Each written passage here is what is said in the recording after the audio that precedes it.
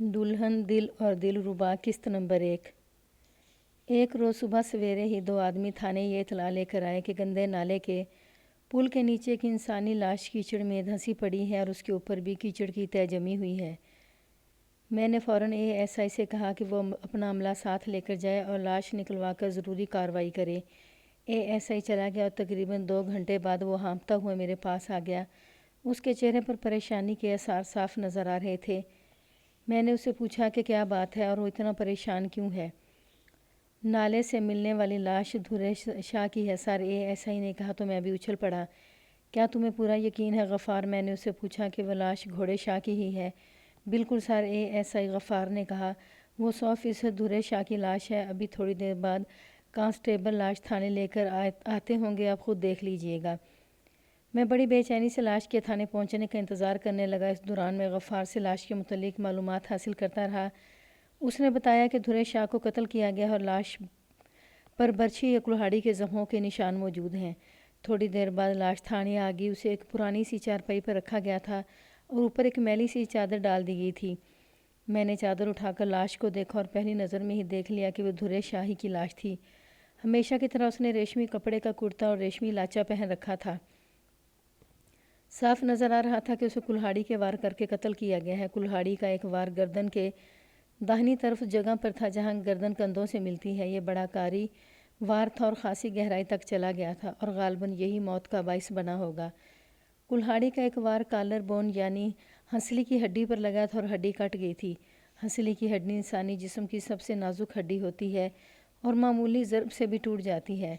कुल्हाड़ी का तीसरा वार पसलियों पर लगा था और 2 पसलियों को गहरी ज़रब लगी थी। मैंने उसकी जेबों की तलाशी ली तो कुर्ते की जेब से कुछ छोटे नोट निकले जो भीगे हुए थे।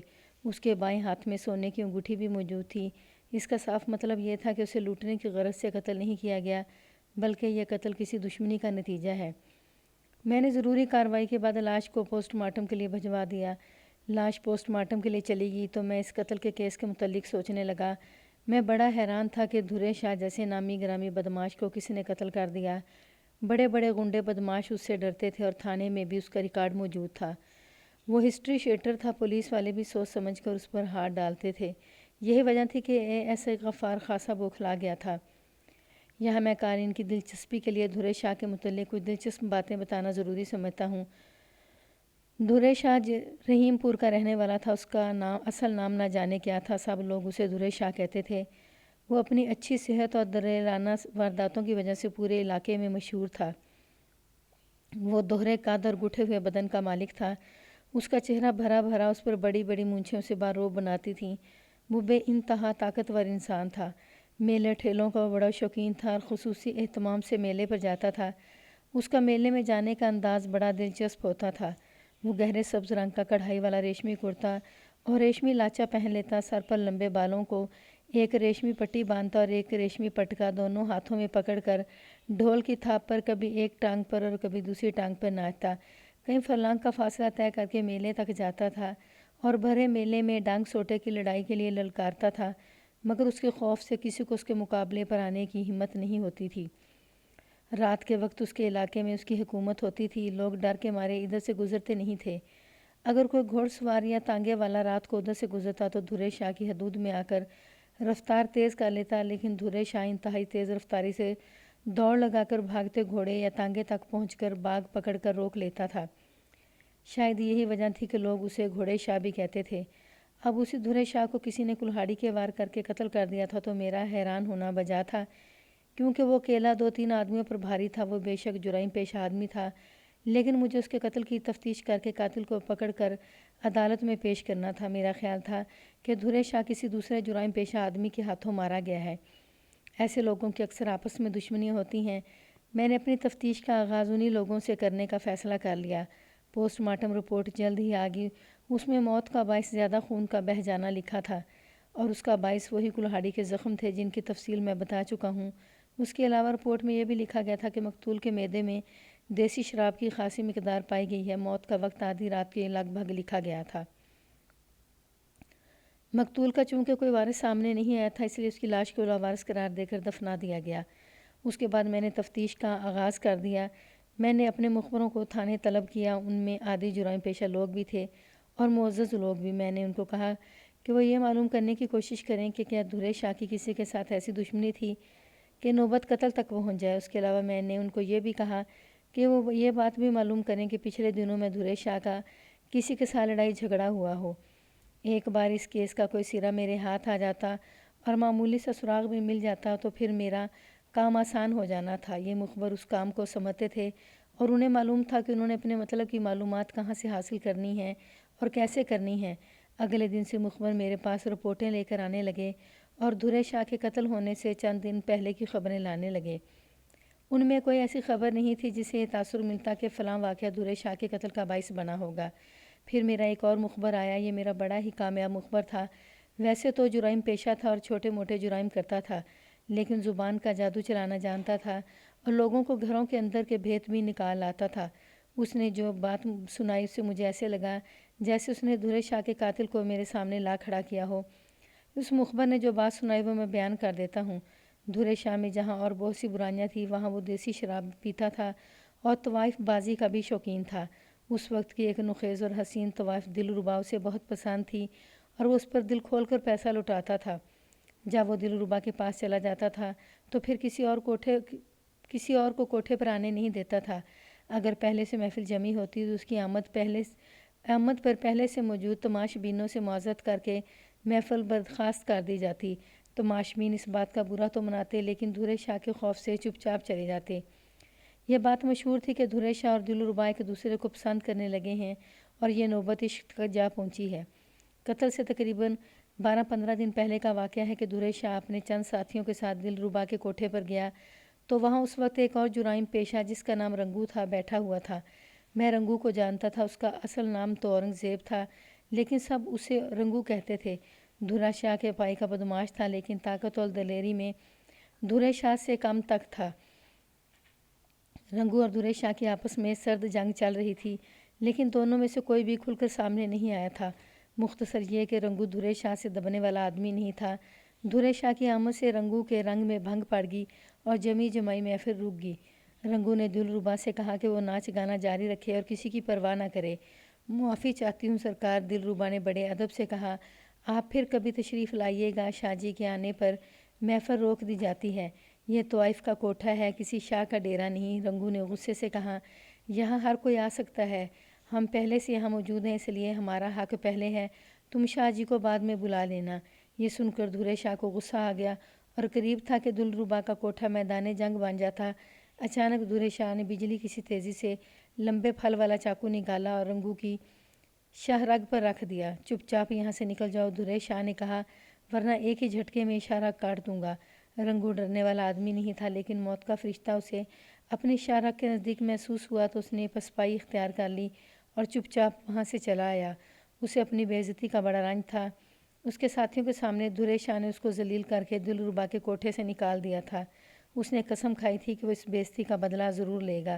میرے مخبر نے یہ ساری باتیں رنگو کے ایک ساتھی سے معلوم کر لی تھیں جو اس کا دوست تھا۔ میں نے اسے اپنے کام کی کچھ اور باتیں پوچھ کر اسے جانے کی اجازت دے دی۔ جانے سے پہلے میں نے اسے کچھ نقدی انعام اور شاباش بھی دی تو وہ خوش خوش چلا گیا۔ اس کے جانے کے بعد میں نے اپنے ASI کو بلا کر تمام صورتحال اس کے سامنے رکھ دی۔ میرا اور اس کا ایک ہی خیال تھا کہ دھرے شاہ کو رنگو نے قتل کیا ہے اور اس کے پاس قتل کی وجہ بھی موجود ہے۔